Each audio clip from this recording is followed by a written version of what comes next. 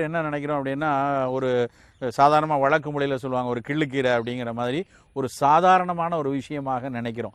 அதுவும் பல பேர் வந்து நம்ம தாளித்து நம்மளுடைய காய்கறிலையோ இல்லை குழம்புலையோ இருந்ததுன்னா அந்த கருவேப்பிலையை தூக்கி ஓரமாக முதல்ல வைக்கிறது தான் அவங்க சாப்பாடுடைய முதல் செயல் அப்படின்னு எடுத்து பார்த்தா, நம்ம குழம்பு ஊற்றுன உடனே அதில் எங்கே கருவேப்பிலை இருக்குதுன்னு தேடி பார்த்து அதை தூக்கி ஓரமாக வைப்பாங்க. அப்படி ஒதுக்கக்கூடிய ஒரு விஷயமா அப்படின்னு யோசிச்சா ரொம்ப ரொம்ப தவறான ஒரு விஷயம் அப்படி ஒதுக்குறது. ஏன் அப்படி நினைக்கிறோம் அப்படின்னா, இடைக்காலத்தில் நிறைய பேர் என்ன நினச்சாங்கன்னா, கருவேப்பிலைங்கிறது அந்த கருவேப்பிலையினுடைய வாசத்துக்காக சேர்த்துருக்காங்க, அதிலிருந்து வரக்கூடிய மனம் கொடுத்துட்டு அதுக்கப்புறம் அதை தூர போட்டலாம் அப்படின்னு நினைக்கிறாங்க. இன்னும் சிலர் என்னென்னா, காய்கறி கடையில் நம்மலாம் காய்கறி வாங்க போனால் எல்லா காயும் வாங்கினதுக்கப்புறம் ஒரு 100-200 ரூபாய்க்கு வாங்கிட்டாங்கங்கிறதுக்காக அந்த கடைக்காரர் இலவசமாக கொடுக்கக்கூடிய ஒரு பொருள் அவர் தேங்காயை கொடுக்க மாட்டார், அதுக்கு பதிலாக ஒரு கருவேப்பிலையை தான் கொடுப்பார்.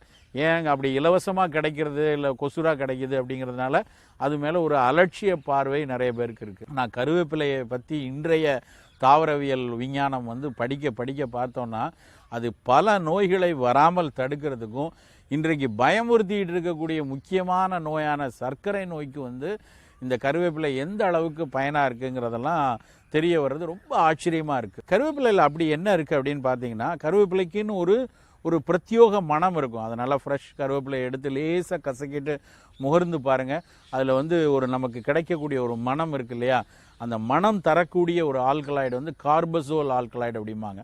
அந்த கார்பசோல்ஸ் நிறைய இருக்கிறதுனால அது வந்து முதல் விஷயம் என்னென்னா சர்க்கரை நோயை கட்டுப்படுத்துவதற்கு பயன்படுது.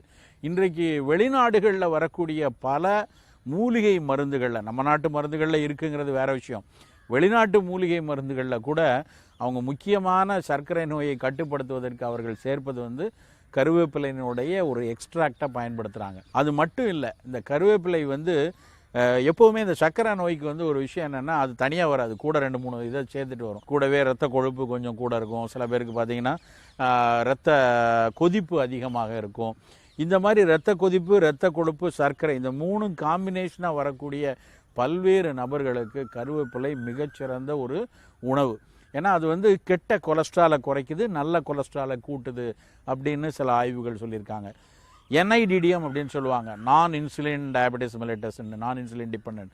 அதாவது இன்சுலினை நேராக இன்ஜெக்ட் பண்ண வேண்டாம், மாத்திரைகள் எடுத்துக்கிட்டே இருக்கணும்னு சொல்லக்கூடிய சர்க்கரை நோயாளிகள் தினசரி இந்த கருவேப்பிலையை சேர்த்தா அது கொஞ்சம் சர்க்கரை கூடுவதை வந்து கட்டுப்படுத்துகிறது அப்படின்னு சொல்லியிருக்காங்க. ஒரு விஷயம் நீங்கள் புரிஞ்சுக்கணும், இந்த மாதிரி நம்ம ஒவ்வொரு உணவுகள் பற்றி பேசும்பொழுதும் அது வந்து எந்த அளவுக்கு நோய்க்கு நல்லதுன்னு சொல்கிறோம். உடனே நீங்கள் உங்கள் டாக்டர் சொல்கிற மருந்தெல்லாம் மூட்டை கட்டி வச்சுட்டு இந்த கருவேப்பிலை அந்த மிளகு இதை சாப்பிட்டே சரியாயிக்கலாம் அப்படின்னு நினைக்கக்கூடாது. இந்த உணவுகள் எல்லாமே ஒரு ஃபங்க்ஷனல் ஃபுட்ஸ். நீங்கள் சாப்பிடக்கூடிய மருந்துகளுக்கு துணையாக இருந்து கொண்டு கொஞ்ச நாட்களில் மருந்துடைய டோஸை குறைச்சிக்கலாம், மருந்துகள் நிறைய எடுக்காமல் தடுக்கலாம். நாளாக நிறைய மருந்தாக சாப்பிட்டு மருந்தே அதுக்கப்புறம் உணவாயிர நிலைமையில இருந்து வெளியே வரலாம். ஒருவேளை பாரம்பரியமாக ஒரு சில நோய் வர்றதா இருந்ததுன்னா அந்த நோய் வராமல் தடுப்பதற்கு பயன்படலாம். அதனால் இது வந்து ஒரு சப்ஸ்டியூட்டாக நினைக்கக்கூடாது. நம்ம சொல்லக்கூடிய அந்த கருவேப்பிலை சாப்பிட்டா சர்க்கரை நோய் போயிருக்குன்னு சொல்லியிருக்காங்க, அதனால் சர்க்கரை நோய் மாத்திரையெல்லாம் தூக்கி தூர போட்டுட்டு கருவேப்பிலை மட்டும் சாப்பிடலான்னு சொல்கிறதுக்காக சொல்லலை. சர்க்கரை நோயாளிகள் அவர்கள் மருத்துவர் சொல்லக்கூடிய விஷயங்களோடு சேர்த்து இந்த கருவேப்பிலையும் அவர்கள் வந்து சேர்த்துக்கிட்டே வந்தாங்கன்னா அது வந்து மருந்து வேலை செய்கிறதோடு சேர்ந்து இணையாக உணவின் மூலமாக சர்க்கரை அதிகமாக சேராமல் தடுப்பதற்கு உதவி செய்யுங்கிறதுனால தான் இதை இவ்வளோ தூரம் வலியுறுத்தி சொல்கிறோம். இதை தவிர கருவேப்பிலையை பற்றி நம்மளுடைய கிராமப்புறங்களில் நம்ம மக்கள்கிட்ட வந்து டக்குன்னு கருவேப்பிலை எதுக்கு நல்லதுன்னு கேட்டால் தலைமுடிக்கு நல்லது அப்படின்னு சொல்லுவாங்க. ஏன் அப்படி சொல்கிறாங்கன்னா, கருவேப்பிலையில் முடி வளர்ச்சியை அதிகரிக்கிறதுக்கான தேவையான சத்துக்கள் கருவேப்பிலையில் இருக்குது. குறிப்பாக இரும்பு சத்து நிறையா இருக்குது. சில மெல்லிய கனிமங்கள், நமக்கு உடம்புக்கு ரொம்ப கொஞ்சமாக தேவைக்கூடிய கனிமங்கள், செலினியம், மேங்கனீஸு, கால்சியம், இது மாதிரி கனிமங்கள் வந்து இந்த கருவேப்பிலையில் அதிகமாக இருக்குது. அதனால் நம்ம ரெகுலராக கருவேப்பிலை பொடி வந்து கொஞ்சம் உணவில் சேர்த்துட்டே வந்தோம்னா தலைமுடி வளர்ச்சிக்கும் அது பயனுள்ளதாக இருக்கும். இன்னொன்று, இன்றைக்கி இருக்கக்கூடிய நவீன காலத்தில் பார்த்திங்கன்னா நிறைய பேருக்கு வந்து ஒரு ஸ்ட்ரெஸ் இருந்துக்கிட்டே இருக்கும், ஒரு பரபரப்பும் மன அழுத்தமும் அதிகமாக இருக்கும். இந்த பரபரப்பும் மன அழுத்தமும் இருக்கிறதுனால குடல் சார்ந்த வியாதி நிறைய பேருக்கு உண்டு.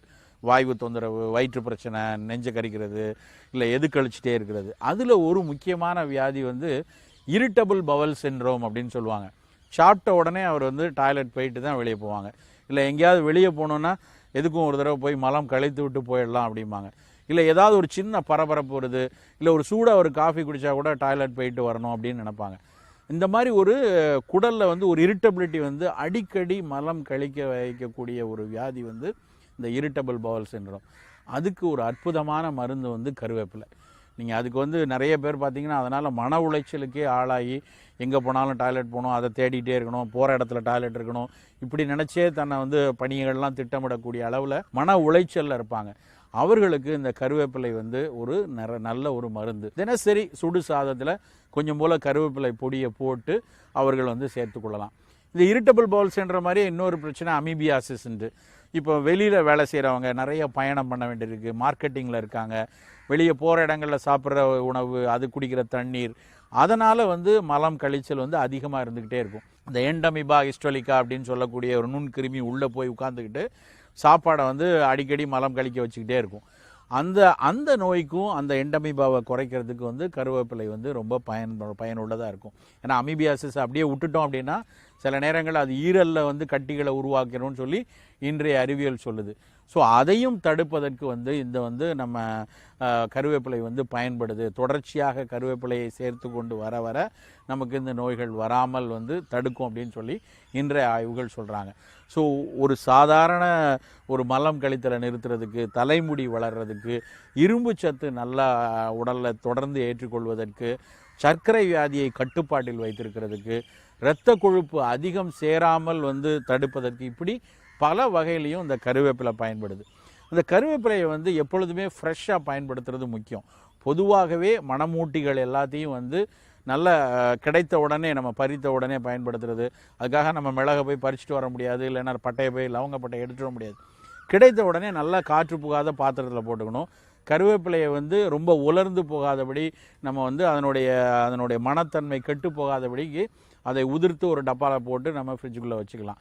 அந்த மாதிரி பயன்படுத்தி அந்த கருவேப்பிலையை பயன்படுத்தினா தான் முழுமையாக சத்து இருக்கும். அதை வந்து ரொம்ப உலர்த்திட்டோன்னா அதனுடைய சத்துக்கள் கொஞ்சம் குறையத்தான் செய்யும், முழுசாக போகாது. ஏன்னா அதில் வந்து ஆயில் கண்டென்ட் இருக்கிறதுனால நம்ம உலர்த்தினா அத்தனையும் வந்து நமக்கு போயிடாது. வாலட்டைலாக இருந்தால் தான் உலர்த்துற உடனே அவ்வளவும் போயிடும்.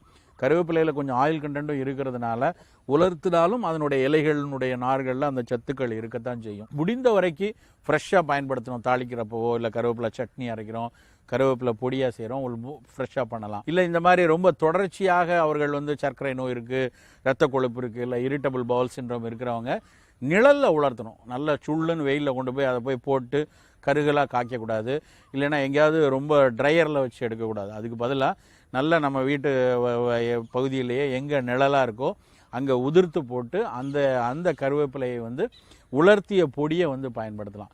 இன்னொரு ரொம்ப முக்கியமான விஷயம் என்னென்னா, அந்த கருவேப்பிலையினுடைய இருக்கு இல்லையா, அந்த இலையெல்லாம் எடுத்துகிட்டு அந்த ஈர்க்கு கூட ரொம்ப அற்புதமான ஒரு மருந்து. இப்போ சில குழந்தைங்க பார்த்திங்கன்னா, சின்ன பச்சை குழந்தைங்க 6 மாதம் 7 மாத குழந்தைங்க பால் குடித்த உடனே எடுக்கும். பாலை குடித்த உடனே நல்லா பால் குடிச்சிருக்கும், குடித்த உடனே கபுக்குன்னு அவ்வளோத்தையும் வாந்தி எடுத்துரும். அந்த தாய்க்கு வந்து ரொம்ப மனக்கவலையாக இருக்கும், இவ்வளோ பால் குடிச்சதுன்னு சந்தோஷப்படுறதுக்குள்ளே அவ்வளவும் வாந்தி எடுத்துருச்சேன்னு.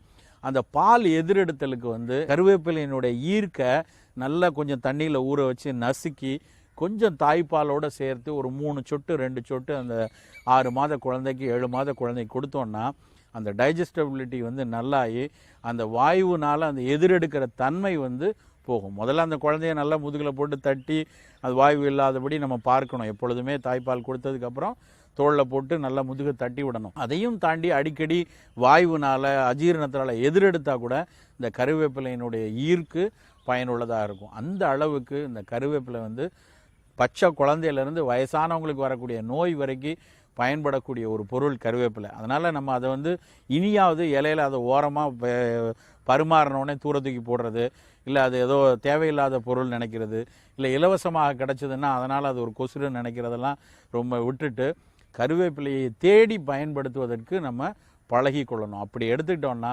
பல நாள்பட்ட நோய்களும் வராமல் தடுக்கலாம், நல்ல கூந்தல் நல்லா வருவதற்கும் பயன்படுத்தி கொள்ளலாம். பல நோய்கள் வராமல் நம் நோய் எதிர்ப்பாற்றலை உயர்த்துவதற்கும் கருவேப்பிலை